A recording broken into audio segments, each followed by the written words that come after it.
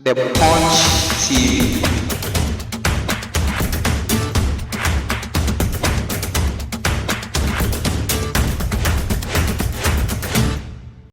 Mama by the Punch TV, so make sure say any day the kind of her channel you are say. Oba subscribe to my like and share with so I'll be Java drink or comment section ho at the account.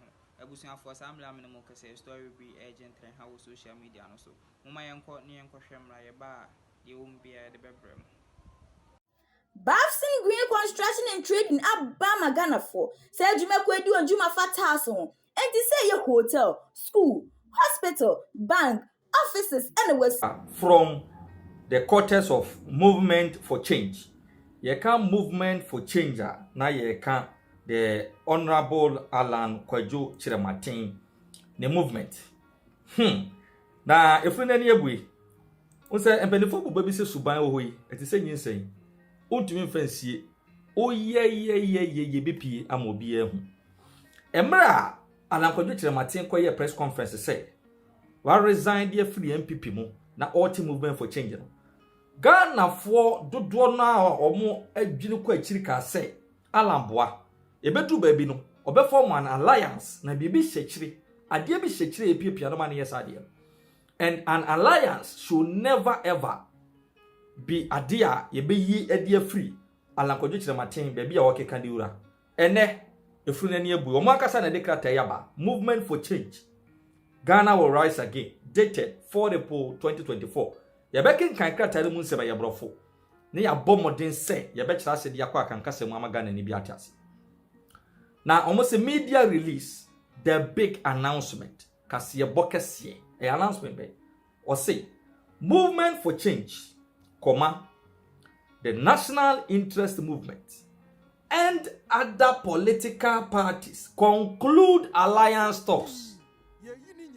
Movement for change. Nipa odano ya Alan Chiramatin. Okay, kai krata enimu a interestingly, sa National Interest Movement na obeka Alan Chiramatin de no hono. Nipa odano a former presidential candidate for the CPP, Dr. Ebu Sakara. Other political parties are abeka mienu yi ho form alliance no de. They were not stated in the letter, but obianu awede Ghana yen politics echiache should be able to pinpoint those political parties and they abeka sa dipa mienu ho form the omo frɛ no alliance. Omo frɛ no Alliance for Change. Na kata enu nsem. The movement for change, founded and led by Honorable Alan John Kwajo Chiramatin and the National Interest Movement, a political civil society coalition, convened and led by Dr. Michael Ebu Sakara Foster, former presidential candidate for the CPP, and other political parties.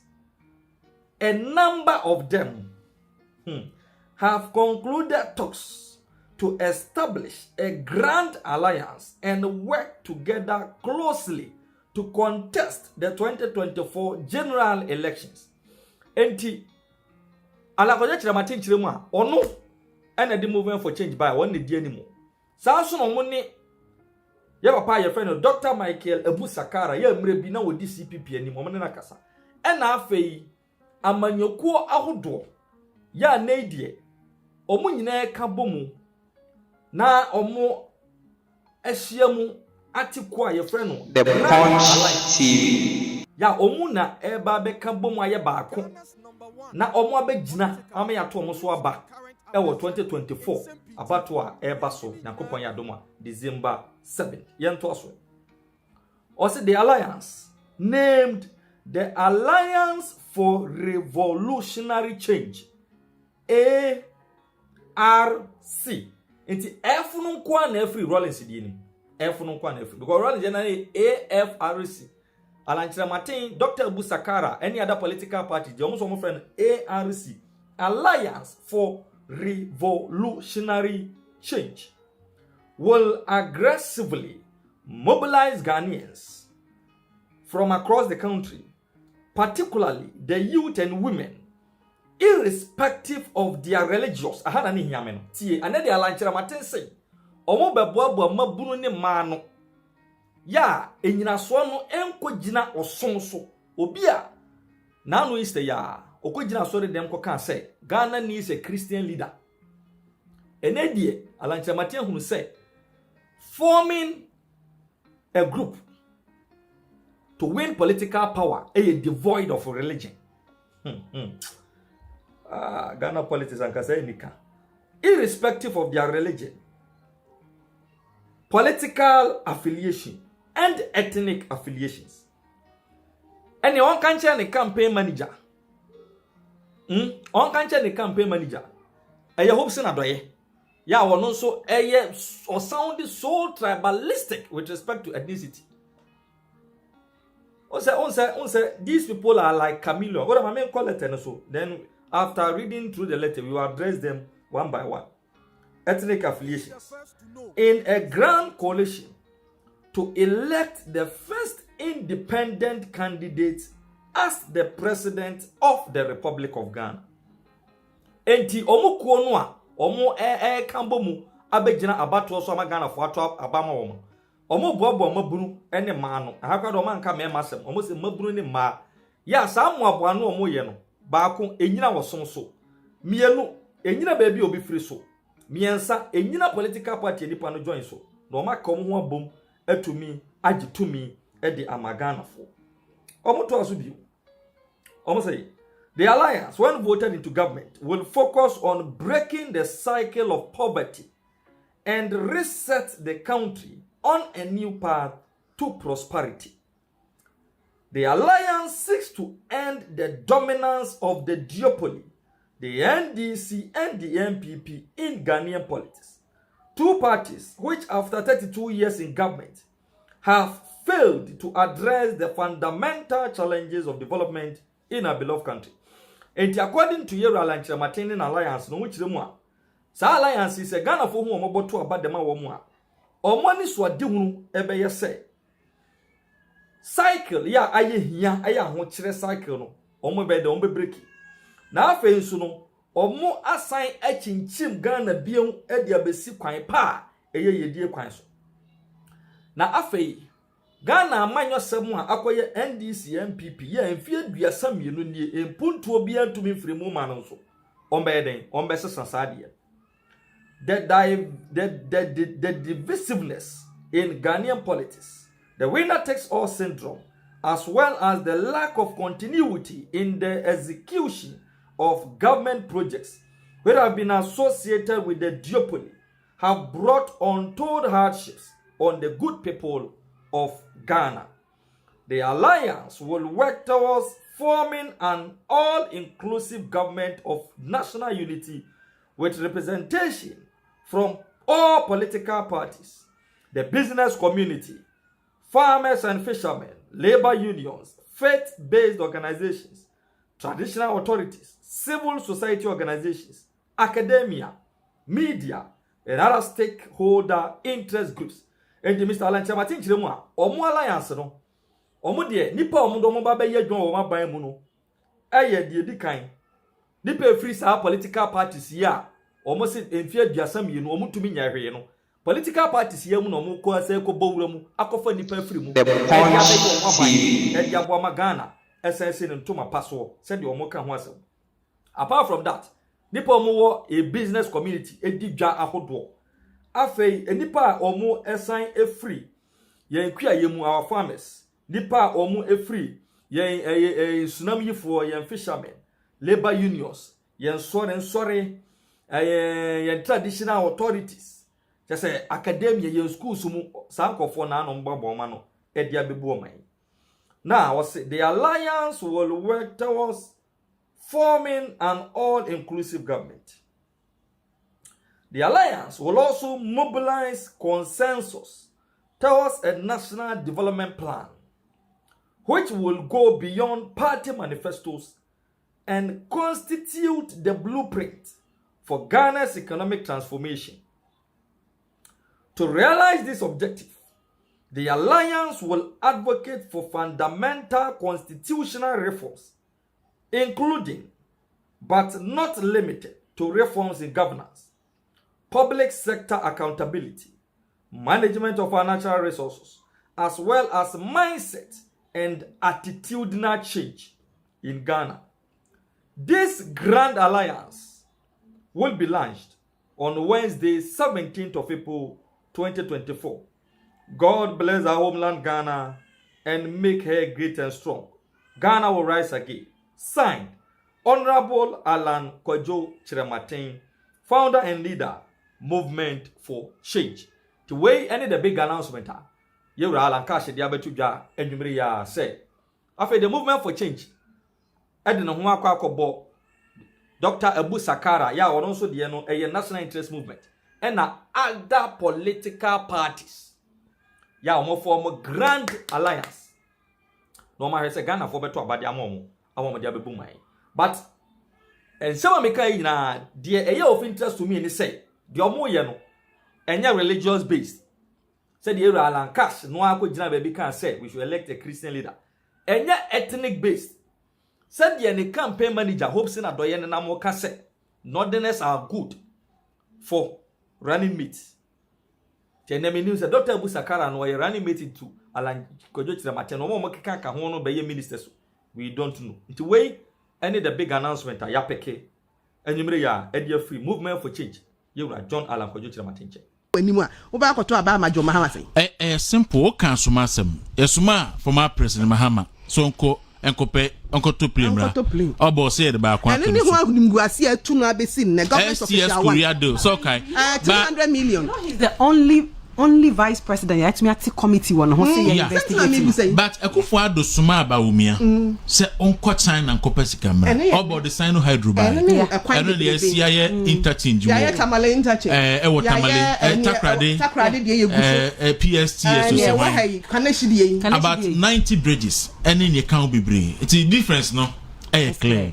I mean, got to me draw new year na fe me hwese hwan na be di 500 Ghana cedis ni sisi a nti *256*4# abin peche hwan na abin ama no asante betimi akwa na okay na asante akaje agumi okay hwan na ewini hey number si ku do bi de so na kone ba okay hwan na ba mo me enko tom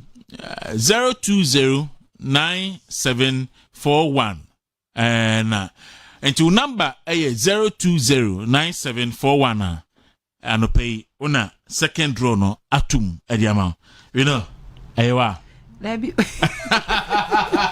ama ewa okay enti jesi behena nipano oyene diaba so you know any other issue na enye Dero, you know kasi the vice president two way ye the omo two table so na ya compare omo and as embassy meeting say Ghana ha trivialize a lot of things. Yeah. One thing that we've even trivialized is the drone medical service.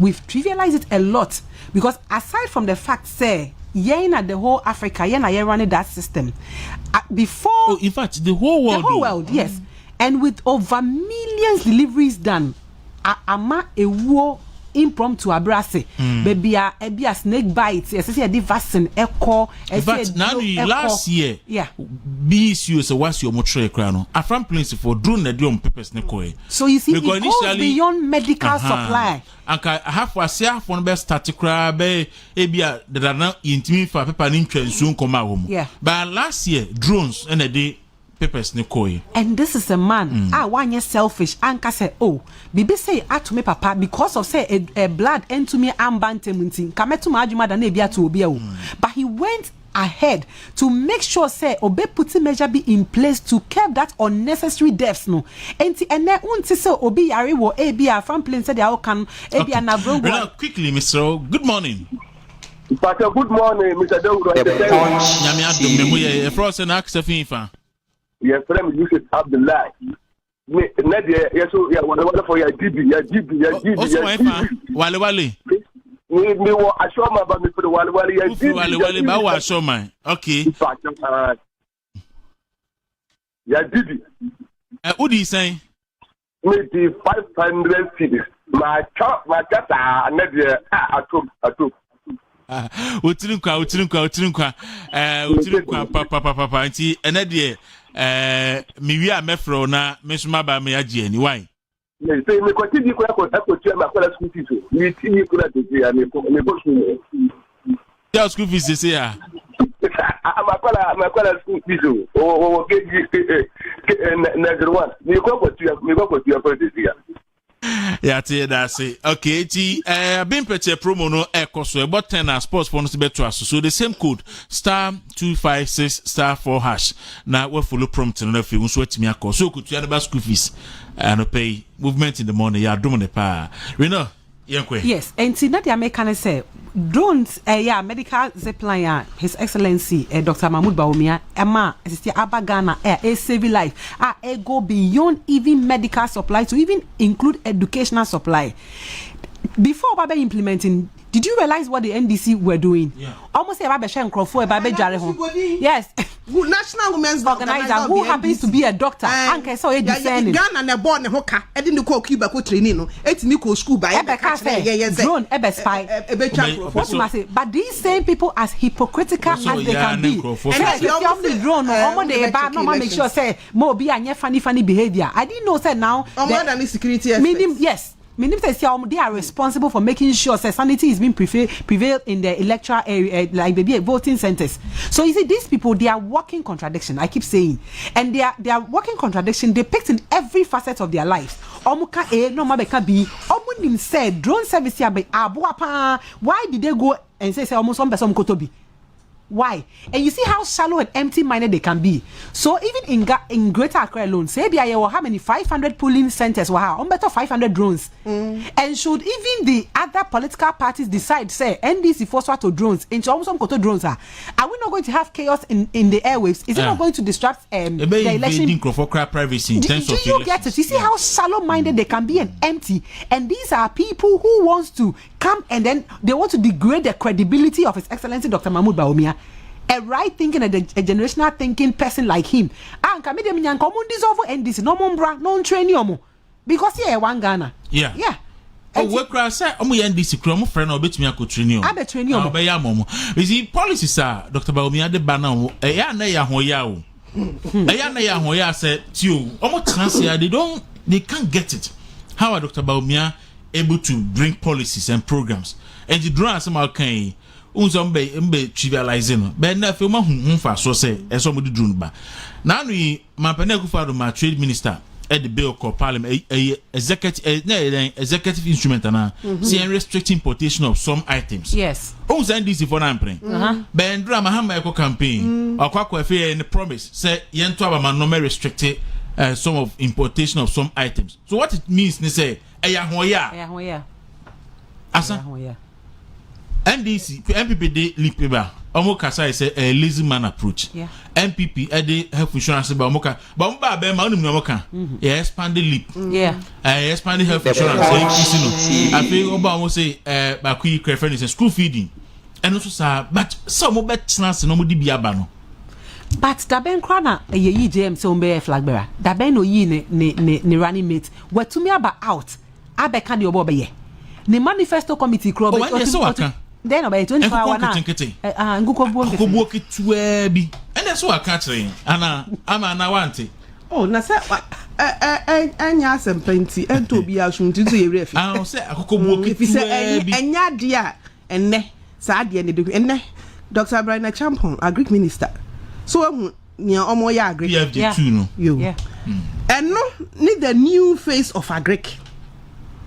Now be catch na you be a wedi former me de no sa pa me kana sama me de ko akire de bia me kamesia ka bi se Ghana ha politician a yen Ghana for ya hwe no fitini kwala brem abesi nne ene JM na ne papa eye minister eye Anankroma the club for say owia on the generator man so unko see regional coordinating council the code fee no yo enti when we are okukuru ye sorry fire enti ya hwe no fitini nkwala brem all starting the politics or starting as assembly member OGS Grasha OGS MP obedi MP 3 terms OGS Grasha obeye deputy minister OGS obeye minister ojiye obeye vice president ojiye waye president waje ohwe me ni wanim oye former president ogusoje no wahwe me ni wanim aka kire yen sebi ono nkwa ni nyansafo wo Ghana ne party mu di o ma yehu so ono nkwa ni nyansafo wo ne party mu and dey agitum because omo na akofa na ba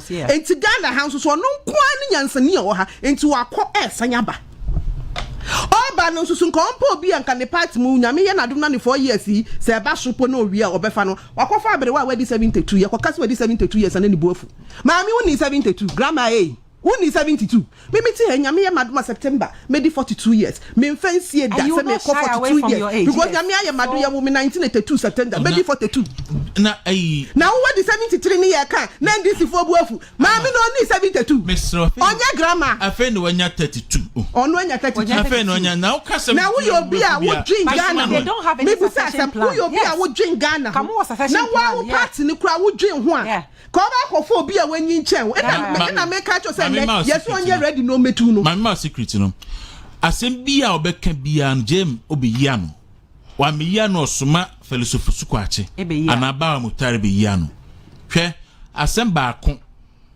ya kan okrum ha jem meyi ano ya ka say oko grant interviews in Germany say oba tweak the constitution na 4 years no it's not enough Emma na bi kura issue statement bi say JMI na adwin so ba obesisa constitution no attach more than 4 years on responding because he intends doing it he wants to do it ko fa be wa no e na adwin na nya say ope obi abesosidi no na mo na adwin say munya toma ne wie ya pe na asa constitution e tu ya NDC ni na wutie mi NDC ni na wutie mi na wani abrese won so NDC politics no be ya nipa modi mani mahu adwenbo ne oditi mu party ya ma owi akwa baba Mansa Media College Mansa Media College a school power ya che TV so any radio so dwumadie ya so ye e wo Kumase atonsu ba bia wo bia o pese ba Mansa Media College na do hu dwumadie yedi ni honmo a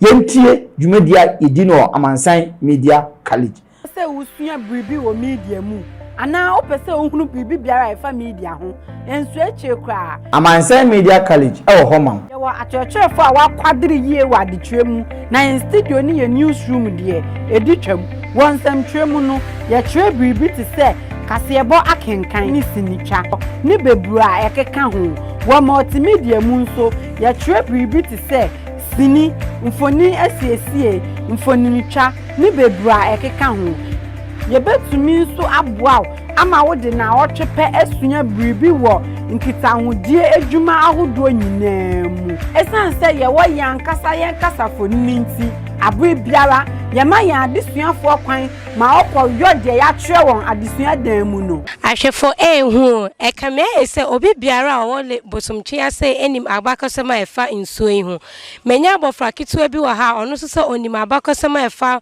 le bosomtwe hu abusuafo ye mama kwaba eba Ghana Pages TV so emra so the trending issues ne ekoso ewo abe for time fidie ni so ebe somo midin na naje wa akode Mansa Media College ya ma o de we hia bia wo nkotahudie mu